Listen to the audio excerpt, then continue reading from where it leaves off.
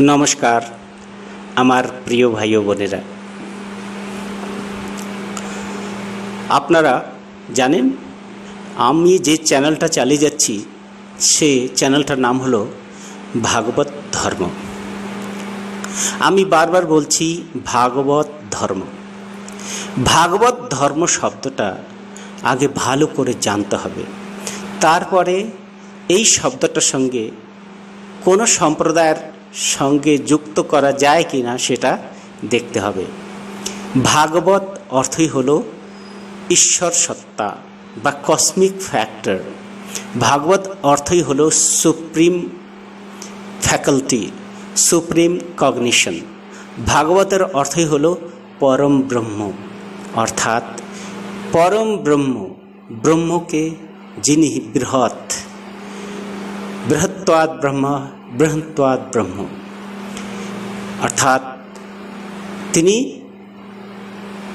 এত বড় যে তাকে মাপা যায় না, তার কোনো পরিসীমা না নেই, তাকে মাপা যায় না, তাই তিনি অনাদি ও অনন্ত।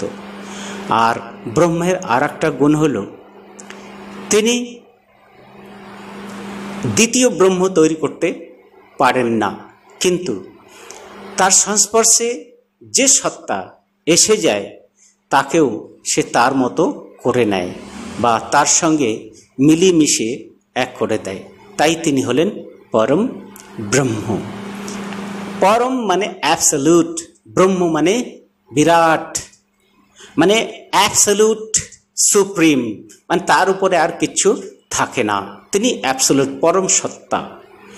আর সেই পরম সত্তাকে পাওয়ার এসনা, ডিজায়ার প্রত্যেকটা মানুষের মনে রয়েছে। আর প্রত্যেকটা মানুষের মন, এই পৃথিবীর যত মানুষই আসে থাকুক না কেন, এই গ্রহ থাকুক বা অন্য গ্রহে থাকুক, প্রত্যেকটা মানুষের মন কিন্তু সেই অনন্তকে পেতে চায়। তাই বলা হয় বৃহদেশনা প্রণিধানং চ ধর্ম। বৃহৎকে পাওয়াটাই হলো, বৃহতের পাওয়ার যে এসনা মানুষের মনে রয়েছে, মানুষের মনের একমাত্র মানে বৈশিষ্ট্য, স্পেশালিটি, ক্যারেক্টারিস্টিক্স মনের, সেটা হলো কি, সে অনন্তকে পেতে চায়। সে যা কিছুই করুক না কেন তার পেছনে একটাই এসনা থাকে, সে অনন্তকে পেতে চায়। ক্ষুদ্র বা সীমিত বস্তুকে সে পেতে চায় না, ক্ষুদ্র বা সীমিত সুখ দিয়ে সে সন্তুষ্ট হতে চায় না, সে অনাদি অনন্তকেই পেতে চায়। তাই সেই অনাদি অনন্ত পরম ব্রহ্মকে প্রাপ্ত করা যে এসনা, সেটাই হলো মানুষের একমাত্র ধর্ম। তাই একে বলা হয় ভাগবত ধর্ম, কেননা এটাই হলো ভাগবতকে পাওয়ার যে এসনা মানুষের মনে রয়েছে, তাই এটা হলো ভাগবত ধর্ম। তাই প্রত্যেকটা মানুষের ধর্ম, তাই মানুষের ধর্মকে সম্পূর্ণ মানব জগতের ধর্ম, মানুষ জাতির ধর্ম। এখন তাকে কোনো গোত্র, গোষ্ঠী বা সম্প্রদায়ের সঙ্গে যুক্ত করা যায় না। ভাগবত ধর্মকে বলা যাবে না যেটা হিন্দু ধর্ম, ভাগবত ধর্মকে বলা যাবে না বা অমুক সম্প্রদায়ের ধর্ম।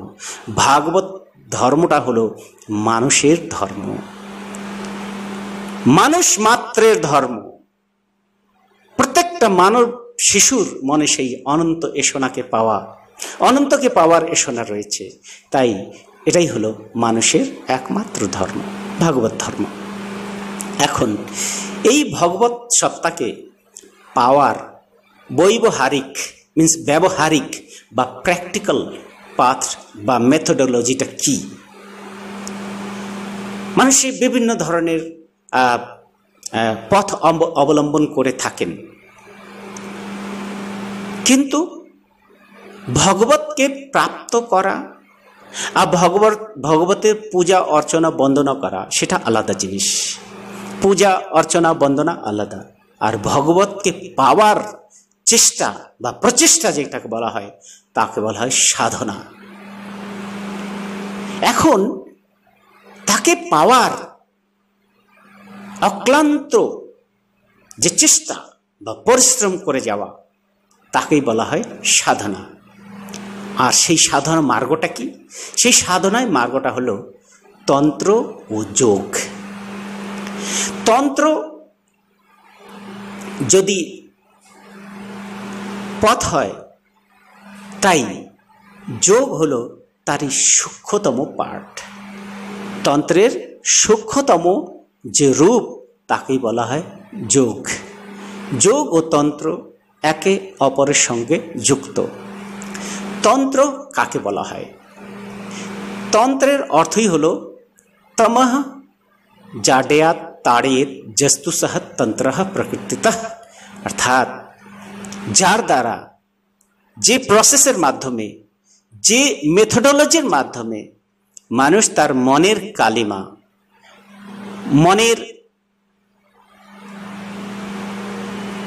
স্পট, মনের যত ধরনের বন্ধন রয়েছে সেই বন্ধন থেকে মুক্ত হওয়ার যে পথ তাকেই বলা হয় তন্ত্র। তমঃ জাড্যাত তাড়েত জস্তুসা তন্ত্র প্রকৃতিতা, যার মাধ্যমে মনের তমসা দূর হয়ে যায় তাকে বলা হয় তন্ত্র। তন্ত্রের আর একটা অর্থ হলো বিস্তার, তনু। তনু শব্দের অর্থ হলো বিস্তার করা, যার স্বভাব হলো expansion. Expansion is the basic criteria of তন্ত্র। এক্সপানশন কি? এক্সপানশন হলো ভৌতিক জগতে, এক্সপানশন মনোজগতে, এক্সপানশন আধ্যাত্মিক জগতে। এখানে এক্সপানশনটা বোঝায় বা ইন্ডিকেট করে মনের এক্সপানশন, এক্সপানশন অফ মাইন্ড।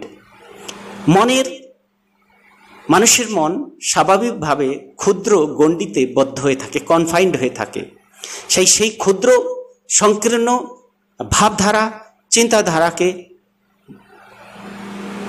ভেঙে চুরে, চূর্ণ বিচূর্ণ করে, সব মায়াজালকে ছিন্ন বিচ্ছিন্ন করে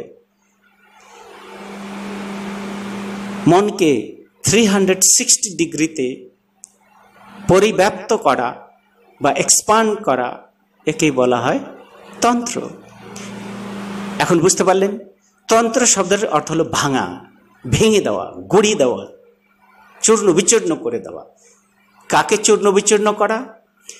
হলো ষড়রিপু ও অষ্টপাশের বন্ধনকে চূর্ণ বিচূর্ণ করে দেওয়া, প্রকৃতির মায়াজালকে ভেঙে চূর্ণ বিচূর্ণ করে দেওয়া। মানে যে মেথোডোলজি, যে সিস্টেমের মাধ্যমে, যে যন্ত্রের মাধ্যমে মায়ার, প্রকৃতির মায়াজালকে, অবিদ্যা মায়াকে ভেঙে চূর্ণ বিচূর্ণ করতে পারে, সেটাই হলো তন্ত্র। তাই তন্ত্রের কাজ হলো ভেঙে দেওয়া, গড়িয়ে দেওয়া, প্রকৃতির বন্ধনকে গড়িয়ে দেওয়া। আর যোগের অর্থ কি? যুক্ত করা। কার সঙ্গে যুক্ত করা? বলা হয় সংযোগ যোগ ইত্যুক্তে জীবাত্মা পরমাত্মনা, অর্থাৎ জীবাত্মাকে পরমাত্মার সঙ্গে মিলিয়ে দেওয়া। মানে যোগের মাধ্যমে জীবাত্মা ও পরমাত্মার মিলন হয়। সাধনার মাধ্যমে মানুষ নিজের মনকে বৃহৎ করে, সেই বৃহতের সঙ্গে মার্জ করিয়ে দেয়, তাকে বলা হয় কি? যোগ। কিন্তু এই যোগ করার যে পূর্ববর্তী অবস্থাটা, সেটা হলো বন্ধনের অবস্থা। আর সেই বন্ধনকে ভেঙে দেওয়ার যে প্রসেস রয়েছে, সেই প্রসেসটাই হলো তন্ত্র। তাই তন্ত্রে রয়েছে যন্ত্র, তন্ত্রে রয়েছে মন্ত্র। যেখানে তন্ত্র সেখানেই মন্ত্র আছে, আর যেখানে মন্ত্র আছে সেখানে যন্ত্র রয়েছে। তাই এই যে ষড়রিপু আর অষ্টপাশের বন্ধন, এই যে অবিদ্যা মায়ার, অবিদ্যা মায়া বলতে বিক্ষেপিকা শক্তি ও আবরণী শক্তি। আপনারা নিশ্চয়ই জানেন আবরণী মানে মনকে এমন একটা আবরণ দিয়ে ঢেকে রাখা হয়, যে আবরণ সে জীবনের যে সত্যতা বা পরম সত্যকে বুঝতে পারে না। যেমন আমি জানি এই দেয়ালের ওপারে আলোক নগরী রয়েছে, কিন্তু যতক্ষণ পর্যন্ত এই দেয়ালকে ভাঙা না যায় ততক্ষণ পর্যন্ত আলোক নগরী তো দেখা যাবে না। এই যে জড়জাগতিক বন্ধন, এই যে রং বিরঙ্গের যে এই জগৎ, এর যে আকর্ষণ, এটাই মানুষের মনকে ঢেকে রাখে। আর যে জীবনের যে পরম লক্ষ্য, পরম সত্য থেকে দূরে সরিয়ে রাখে, একে বলা হয় আবরণী শক্তি। এটাকে বলা হয় প্রকৃতির অবিদ্যা, মায়া। একে বলা হয় মায়া। মানে জানতে পারছে যে সে অনাদি অনন্ত ব্রহ্মই জীবনের লক্ষ্য, কিন্তু সে ভুলে যায়। এমন আকর্ষণ এই জড়জগতের, যে আকর্ষণের ফলে সে ভুলে যায়। এই বন্ধনের কারণ হলো মানুষের কোন শক্তি?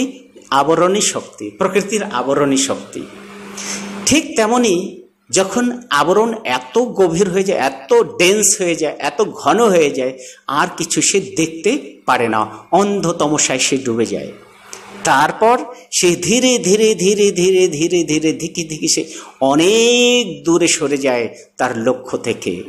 এই যে অনেক দূরে নিয়ে যাওয়ার যে মায়া শক্তি, তাকে বলা হয় বিক্ষেপিকা শক্তি।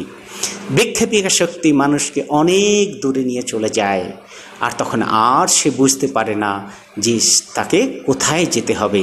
সে অতল তল রসাতলে সে তার মন ডুবে যায়, তাই জড়ত্বের চরম সীমায় পৌঁছে যায়।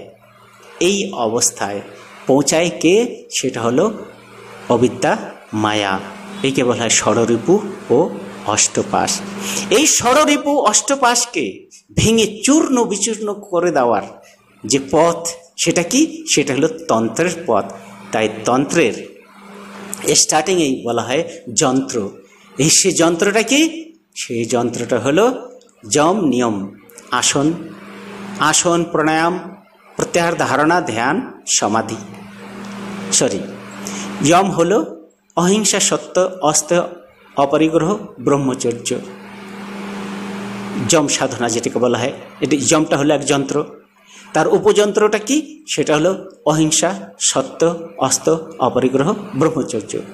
ঠিক তেমন হলো আর একটা যন্ত্র, সেটা হলো নিয়ম যন্ত্র। নিয়ম যন্ত্রের উপযন্ত্রটা কি? 5টা উপযন্ত্র, যেমন শৌচ, সন্তোষ, তপ, স্বাধ্যায়, ঈশ্বর প্রণিধান। দেখুন, প্রথম যন্ত্র যম, তার শেষ উপযন্ত্রটা কি? ব্রহ্মচর্য। আর নিয়ম যন্ত্রের উপযন্ত্র, শেষ যন্ত্র কি? ঈশ্বর প্রণিধান। দেখুন, প্রথম হলো অহিংসা, সত্য, অস্ত, অপরিগ্রহ। এই নিয়মগুলো পালন করার পরে তারপর কি হয়েছে? ব্রহ্মচর্য। তো ব্রহ্মচর্যের অর্থটা কি এখানে? ব্রহ্মচর্য বলতে অনেকেই বলে থাকেন বীর্য ধারণম ব্রহ্মচর্য, কিন্তু সেটা নয়। বীর্যের সঙ্গে ব্রহ্মের কোনো সম্পর্ক নেই। ব্রহ্মচর্যের অর্থটাই হলো ব্রহ্মে বিচরণম ইত্যর্থে ব্রহ্মচর্যম, অর্থাৎ সব সময় নিজ মনকে সাধক সে ব্রহ্মীভাবে প্রতিষ্ঠিত করে থাকে। একে বলা হয় ব্রহ্মচর্য। ব্রহ্মচর্য অর্থ হলো খণ্ডের ভিতরে অখণ্ডকে দেখা, সীমিতের ভিতরে অসীমকে দেখা, জড়ের ভিতরে চৈতন্য সত্তাকে দেখা। এটাই হলো ব্রহ্মচর্য। প্রত্যেকটা এই বিশ্ব ব্রহ্মাণ্ডে যা কিছু আমি দেখছি, সব কিছুই সেই পরম ব্রহ্মেরই সৃষ্টি। এই ভাব মনে পরিগ্রহণ করে এগিয়ে যাওয়া, এটাকে বলা হয় ব্রহ্মচর্য। ঠিক তেমনি নিয়ম যন্ত্রের উপযন্ত্র হলো ঈশ্বর প্রণিধান। ঈশ্বর প্রণিধানটা কি? ঈশ্বর প্রণিধান হলো ঈশ্বরের পানে নিজের প্রতিটি অভিব্যক্তি বা অ্যাসপাইরেশনকে তারই পানে প্রধাবিত করা, সেটাই হলো প্রণিধান। ঈশ্বরকে কেন্দ্র করে সব কাজ ভাবনা, তাকে নিয়েই ভাবা, তাকে নিয়ে শোয়া, শ্রবণ, মনন, নিধি, ধ্যাসন তাকে নিয়েই, তাকেই বলা হয় ঈশ্বর প্রণিধান। ঈশ্বর প্রণিধানের অর্থই হলো নিজের প্রত্যেকটা জিনিস তারই পানে প্রধাবিত করা, চ্যানেলাইজ করা, বা তারই পানে নিয়ে এগিয়ে যাওয়া। একেই বলা হয় ঈশ্বর প্রণিধান। প্রথম তন্ত্রের কাজ। তন্ত্রের কাজ হলো ভাঙা, আর যোগের কাজ হলো যুক্ত করা। তো তন্ত্র কি করছে? অহিংসা, সত্য, অস্ত্র, অপরিগ্রহ, এগুলো মানুষের ষড়রিপু অষ্টপাশকে ভঙ্গ করছে, আর শেষ পর্যন্ত যোগ পরম ব্রহ্মে প্রতিষ্ঠিত করছে। ঠিক তেমনি নিয়ম সাধনায় শৌচ, সন্তোষ, তপস, স্বাধ্যায়, এগুলো মানুষকে বন্ধনমুক্ত করছে, জড়তা থেকে মুক্ত করছে, ঈশ্বর প্রণিধান মানুষকে ঈশ্বরের পানে এগিয়ে নিয়ে যাচ্ছে। যে প্রথম চারটা সেটা হলো কি তন্ত্র, আর লাস্ট পার্টটা কি হলো যোগ। মানে তন্ত্রেরই সূক্ষ্ম পার্ট হলো যোগ। তাই তন্ত্র ও যোগ একে অপর থেকে আলাদা করা যায় না। যেখানে তন্ত্র সেখানেই যোগ, যেখানে যোগ সেখানেই তন্ত্র। তন্ত্র একটা সিস্টেম, তন্ত্র যন্ত্রকে নিয়ে চলে। তা যেখানে যন্ত্র থাকে আর সেই যন্ত্রকে পরিচালনা করার জন্য একটা বুদ্ধি বা বিবেচনা বা চৈতন্য সত্তারও প্রয়োজন হয়। আর সেই চৈতন্য সত্তা সেটা হলো মন্ত্র। মন্ত্র কিন্তু শুধু কিছু শব্দগুচ্ছ নয়, মন্ত্র হলো ভাব আপ্লুত সিদ্ধ শব্দ। মানে ছোট্ট একটি শব্দ কিন্তু তার ভিতরে থাকে অনন্ত শক্তি। তাই মন্ত্রের আঘাতের মাধ্যমে মনের যত কালিমা সেগুলোকে নাশ করা হয়, শেষ করা হয়। তাই যেখানে তন্ত্র আছে সেখানে যন্ত্র রয়েছে, আর যেখানে যন্ত্র রয়েছে সেখানে মন্ত্র রয়েছে। এই তিনের সমন্বয় হলো তন্ত্র। আর যোগ হলো ভাব। যোগ কি ভাব? যোগ এমন অভ্যাস, যেমন তন্ত্রের কাজ হলো কৌল শক্তিকে মন্ত্রাঘাতের মাধ্যমে জাগ্রত করা। সে জাগ্রত করে প্রত্যেকটা চক্রকে ক্রস করে বিশুদ্ধ চক্র পর্যন্ত পৌঁছে দেওয়া। এরপরে কৌলশক্তি আর উঠতে পারে না, মানুষের সামর্থ্য সেখানে শেষ হয়ে যায়। তখনই যোগের মাধ্যমে মহৎ কৃপা বা গুরুর কৃপার মাধ্যমে কি করে, এখানে হলো মন। এই মন থেকে ধীরে ধীরে ধীরে ধীরে ধীরে ধীরে মনের বিভিন্ন স্তরকে মনোময়, অতিমানস, বিজ্ঞানময়, হিরণময়, স্থূল, সূক্ষ্ম ও কারণ মনের দিকে এগিয়ে নিয়ে যাওয়া, শেষ পর্যন্ত কৌল শক্তিকে এই সহস্রার চক্রে পরম শিব ও পরম কৃষ্ণের সঙ্গে মিলিয়ে দেওয়ার প্রচেষ্টা, এটা হলো যোগ। তাই তন্ত্র ও যোগ একে অপরের সঙ্গে অবিনাভাবী সম্পর্ক, একে অপরকে আলাদা করা যায় না। তাই বলা হয় তন্ত্রই সাধনা, তন্ত্রই যোগ, তন্ত্রই। তাকে বলা হয় অভ্যাসেন বৈরাগ্যেন, মানে অভ্যাসের মাধ্যমেই মানুষ বৈরাগ্য প্রাপ্ত হয়, আর বৈরাগ্যের মাধ্যমে মানুষ ভক্তিতে প্রতিষ্ঠিত হয়। অভ্যাসের মাধ্যমে মানুষ বহির্জগৎ থেকে নিজেকে উইথড্র করে নেয়, নিজেকে টেনে নেয়, উইথড্র প্রত্যাহার করে নিয়ে সে কী করে পরম চৈতন্যের দিকে এগিয়ে নিয়ে যায়। মানে নিজেকে উইথড্র করা, উইথড্র করে তারপর কোথায় নিয়ে যাওয়া, সেই পরম চেতনার সঙ্গে যুক্ত করে দেওয়া, এটাই হলো যোগ। তাই তন্ত্রই সাধনা, সাধনাই তন্ত্র। আর এই তন্ত্রের অভ্যাসেই মানুষের মধ্যে বৈরাগ্য ভাব জাগ্রত হয়, আর বৈরাগ্যের মাধ্যমে ভক্তি জাগ্রত হয়। আর ভক্তি হলো জীবনের সব কিছু, ভক্তি হলো এই জীবনে। ভক্তি ভক্তস্য জীবনম, ভক্তি আনন্দ রূপাচা, ভক্তি ভক্তস্য জীবনম। একেই বলা হয় ভক্তির ভগবত সেবা, ভক্তির আনন্দ রূপাচা, ভক্তি ভক্তস্য জীবনম। মানে ভক্তি হলো ভগবত সেবা, ভক্তি হলো আনন্দ স্বরূপ, আর ভক্তি হলো ভক্তের জীবন। ভক্তি ছাড়া সাধনা হয় না। তাই তন্ত্র ও যোগ ভক্তি বর্জিত নয়, তন্ত্র ও যোগ ভক্তি যুক্ত। আর তন্ত্রের মাধ্যমেই একমাত্র সেই ভগবত সত্তাকে প্রাপ্ত করা সম্ভব, অনুভব করা সম্ভব। নান্য পন্থা বিদ্যতে। তাই ভাগবত ধর্ম ও তন্ত্রযোগ একে অপর সঙ্গে অবিনাভাবীভাবে যুক্ত রয়েছে। তাই যারা ভাগবত ধর্ম পালন করে তাদেরকে তন্ত্রযোগের মাধ্যমেই এই পথে বা এই মেথোডোলজি অ্যাকসেপ্ট করেই এগিয়ে যেতে হবে। তবেই সে পাবে সেই পরমানন্দ, তবেই সে প্রাপ্ত করবে পরম পদ। পরম পদই হল পরম ব্রহ্মে, মানে ব্রহ্মীভাবে প্রতিষ্ঠিত হওয়া, ব্রহ্মচেতনায় প্রতিষ্ঠিত হওয়া। এটাই হলো একমাত্র মানুষের বা প্রত্যেকটা জীবের একমাত্র লক্ষ্য। ধন্যবাদ ও নমস্কার।